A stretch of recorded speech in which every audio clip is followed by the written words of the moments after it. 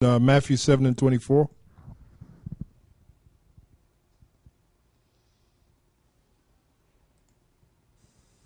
Strong's G 1674. Hellenis. Hellenis. Now, I don't know if you want to read anything about it. It simply says a Gentile woman, not a Jewish, a Greek woman. Yeah, she was an Israelite. Yes, they went off. Yeah, they went totally off. Now, the word there is what was Hellenis. Yeah. Now, hold that and go to I believe it's Acts the 6th chapter. It'll be a completely different, right? The first verse of Acts 6. Now the word should come. This is talking about the Grecian woman. Yep, the Grecians. Here's the Greek word.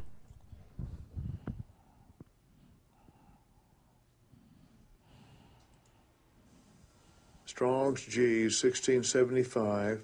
Hellenistes. Hellenistes. Now, if you listen to both of those words, one is the first one was Hellenist.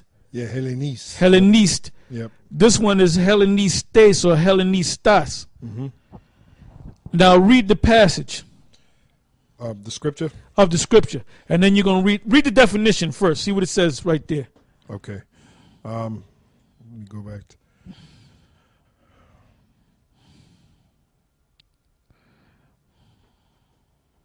Waiting for it to load up.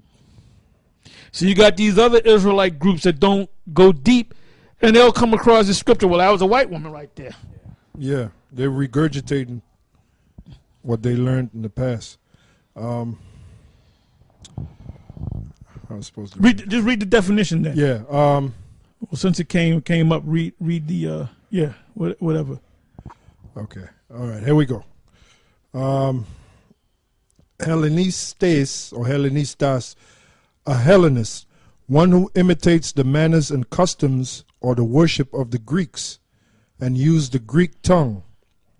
Used in the New Testament of Jews born in foreign lands and speaking Greek. That's it. So they got it right. Like I said, there's a difference between the word Hellenistas and Hellenis. Hellenistas is an Israelite that was born outside of Jerusalem that picked up the customs of the Greeks, which the philosophy of the Greeks is Hellenin. But they still knew that they were Israelites. Case in point,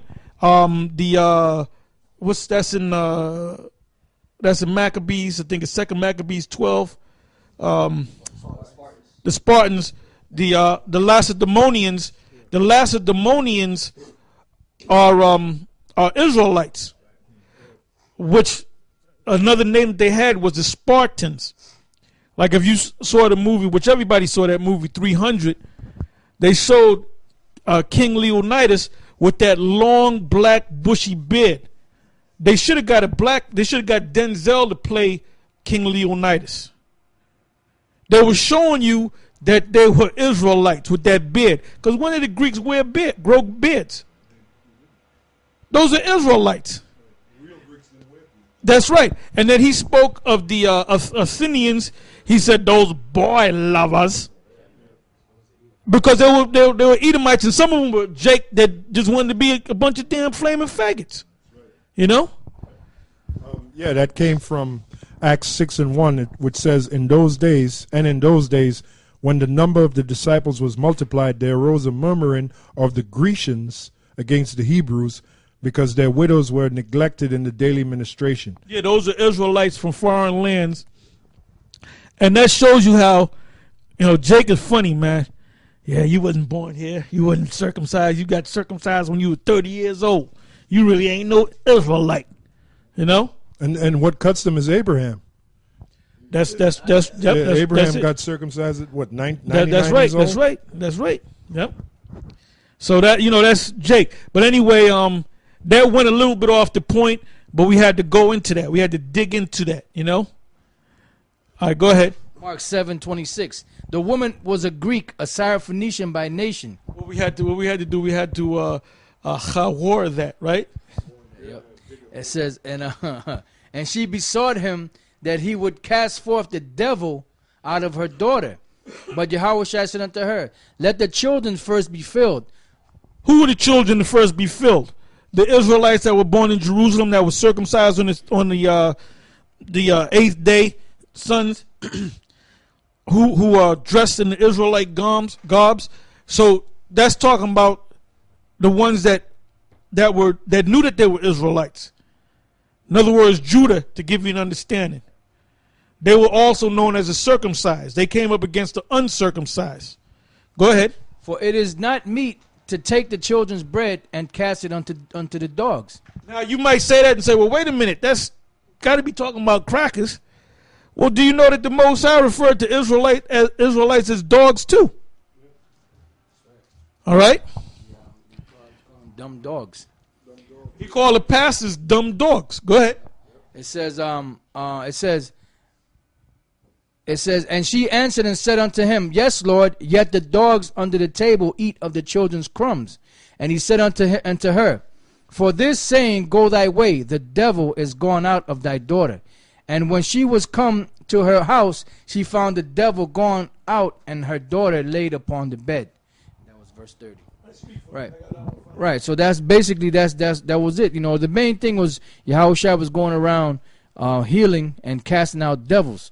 But this woman, she wasn't a part of that first tier, so to speak. Because you had what? You had Zechariah 12:7 says, the tents of Judah shall be saved first, that the rest of the Israelites and of children of Jerusalem do not magnify themselves against Judah. So Judah had to be the head tribe. So it was Judah, then Benjamin and Levi. That was a southern kingdom that had to receive the truth first.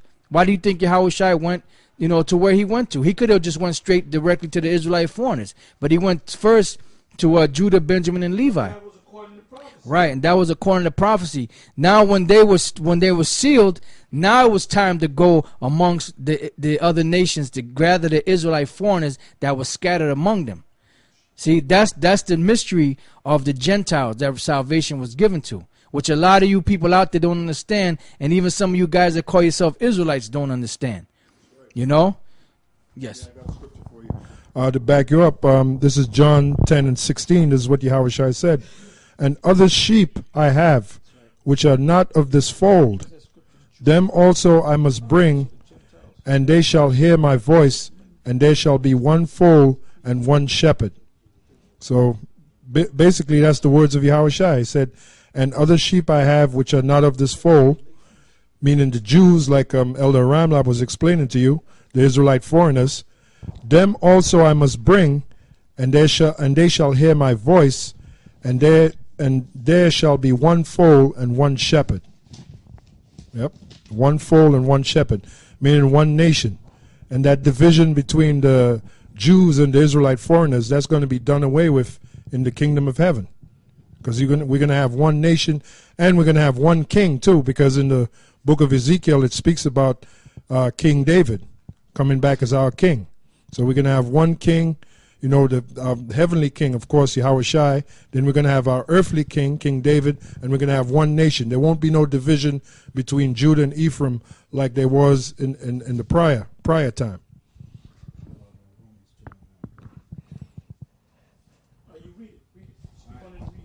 All right, this is just give me 1 second. I got to grab the scripture up. This is the book of Romans, chapter 2, and verse 9. It says, tribulation and anguish upon every soul of man that doeth evil, of the Jew first, and also of the Gentile. But glory, honor, and peace to every man that worketh good, to the Jew first, and also to the Gentiles. Yeah, so that's why the Lord said what he said about feeding the children first. All right? And then, if I may say that, and then when you look up the precept for the word Gentile, the word there is Greek, which goes back to Hellenists, which is the Israelites that were scattered, the Israelite foreigners, basically. Yeah, now go from there to Romans, the 10th chapter and the 13th. We're segueing into something else. That's how the Spirit works. Romans the 10th chapter and the 12th verse. Romans chapter 10, verse 12.